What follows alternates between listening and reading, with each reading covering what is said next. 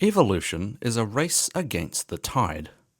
Slight alterations to life that can change the course of history. In a world where life is on the edge, the smallest change can make the difference.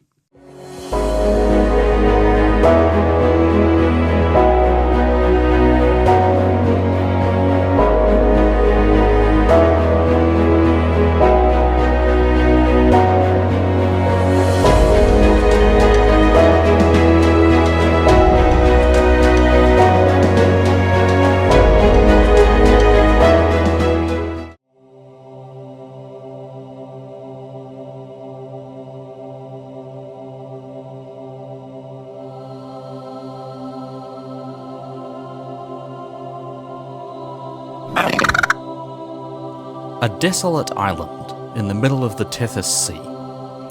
This will one day be a small town in Bavaria, but in the late Jurassic, Europe is a dry archipelago.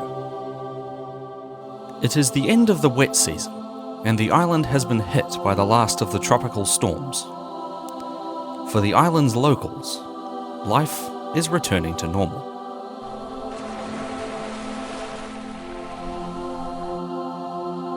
The animals that call these islands home are strange, to say the least.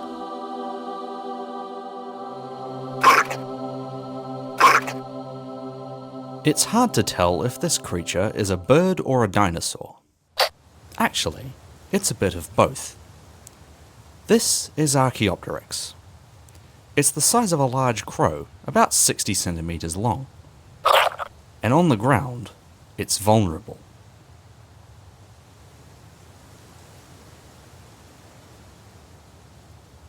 But the ground predators here aren't much to look at either. Compsognathus is the largest carnivore on this island, and it's not much bigger than a Labrador retriever. But it's 4 times the size of Archaeopteryx, who is completely oblivious to the approaching danger.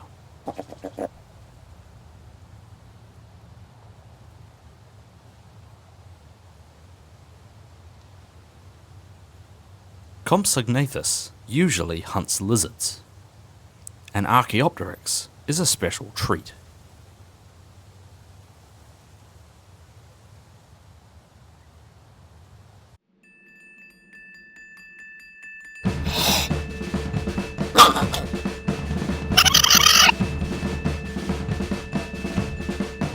On the ground, the Compy has a speed advantage, but Archaeopteryx has a secret weapon.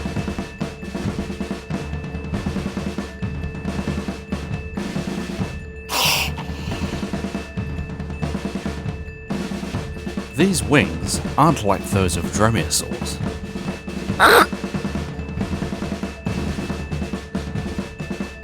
They're actually used for flight.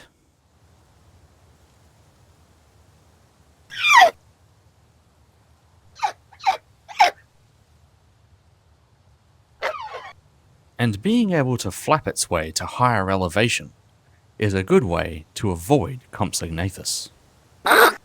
The scrub here might not be particularly high, but it's high enough.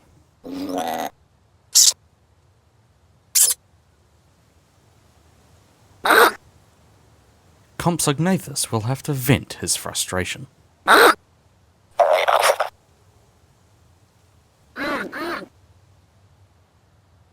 But there's more than one way to try and reach him. Maybe not. Compsognathus isn't exactly arboreal. On these arid European archipelagos, the struggle to find food will drive some to do some rather interesting things. And Archaeopteryx is a prime example of just how weird evolution can get under those circumstances. The islands of the European archipelago are separated from the open sea by coastal lagoons. These bodies of water can be up to 100 meters deep and are populated by many creatures. This Solnhofia, a type of sea turtle, is coming to shore to lay her eggs. The edges of these lagoons are populated by a number of unique animals. These are Pterodactylus, a small insectivorous pterosaur. They roost on the islands that make up their feeding grounds. Compared to what lives out there in the water, the land is safe.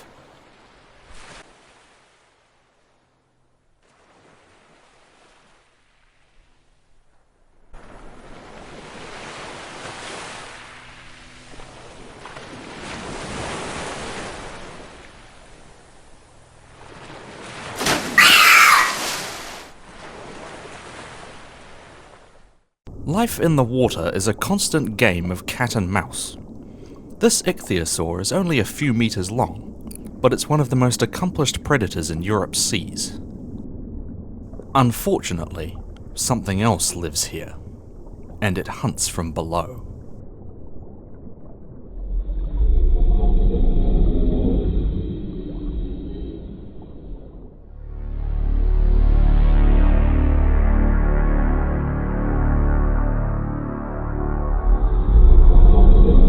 The largest marine predator of the Jurassic, Pliosaurus.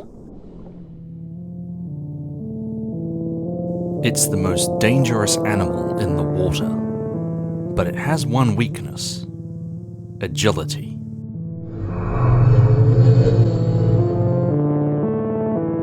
This ichthyosaur can swim at up to 14 meters per second, but can only hold its breath for an hour.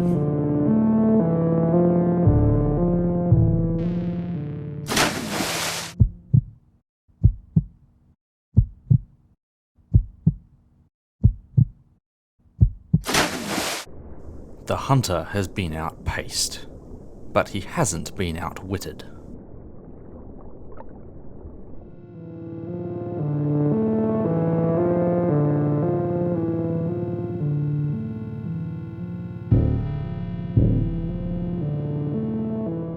This time, speed and agility triumph over power and stealth. Even though up in the scrub seems to be the safest place to be for Archaeopteryx, a lot of their favourite food is on the ground. He's back in the dirt again, this time searching for worms. Unlike its modern relatives, Archaeopteryx lacks a keratinous beak. Instead, for now, it's still got teeth. And these are the perfect tools for grabbing slippery prey.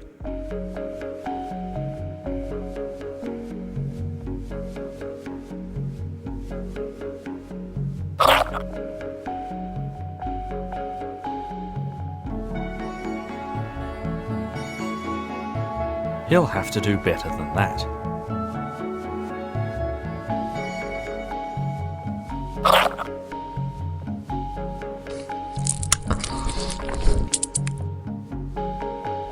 While feeding, it's best to have your wits about you.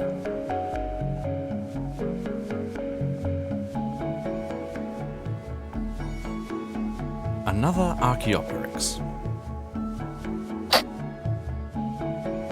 This one's a juvenile. Younger Archaeopteryx very rarely venture onto the ground for long periods of time.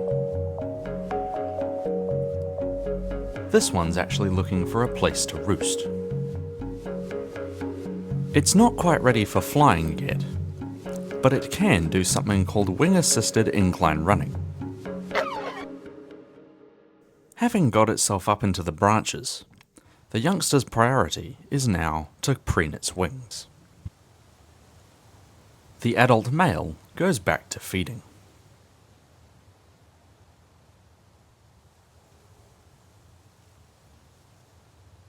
But being high up gives you an advantage when it comes to spotting predators. Compsognathus is trying again. But the Archaeopteryx on the ground is not entirely helpless.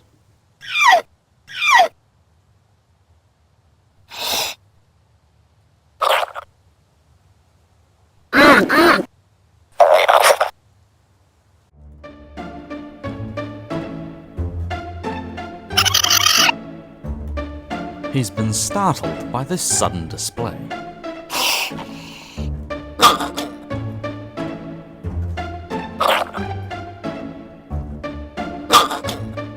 Flashing the white on the underside of the wings is a threat display.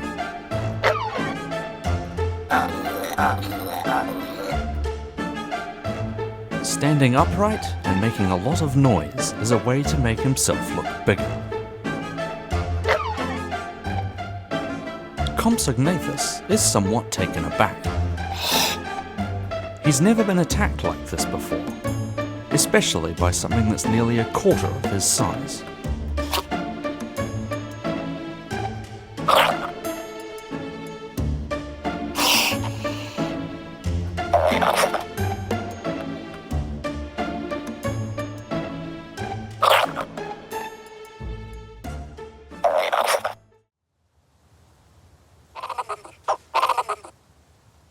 Not knowing what to do, Compsognathus decides to leave.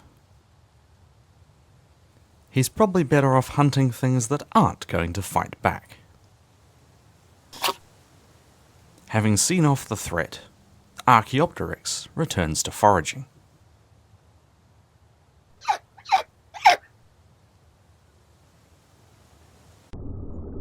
Out in deeper water, life is much more dangerous.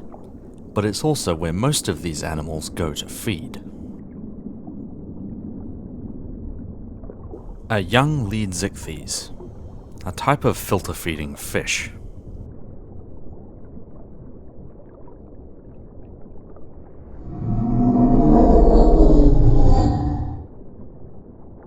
It's completely unaware of the presence of the Leviathan below.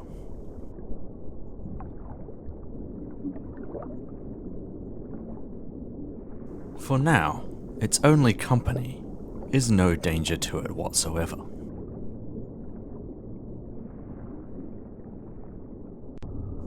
But the ammonite can sense something.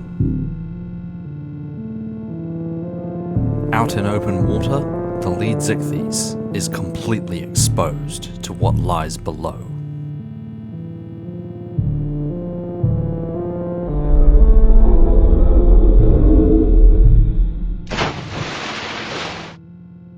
Against one of the most efficient predators of Europe's seas, it never even stood a chance.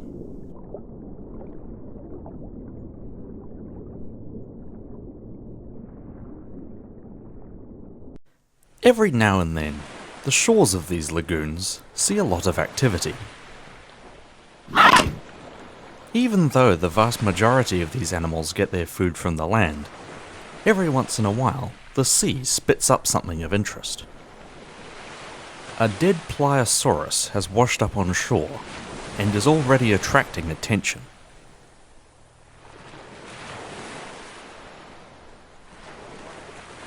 Pterosaurs are the first to arrive, but it won't be long before other scavengers come to claim their fill.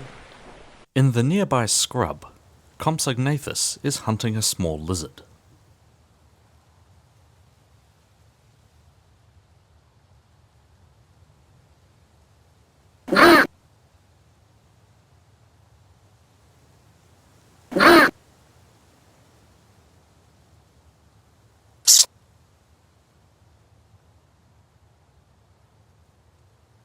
Maybe Ardeosaurus is too much of a hassle.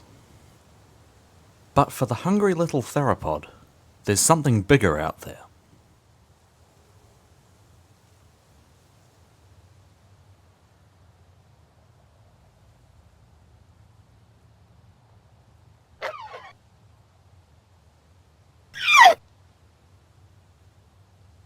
The Jurassic archipelago of Europe is a strange time capsule in the history of life. Whether in the water or on land, animals are bizarre. From an odd half-dinosaur, half-bird missing link to giant crocodile-faced superpredators. To survive in this arid landscape, you have to be an opportunist or a specialist. But being a specialist in a rapidly changing world is a dangerous game.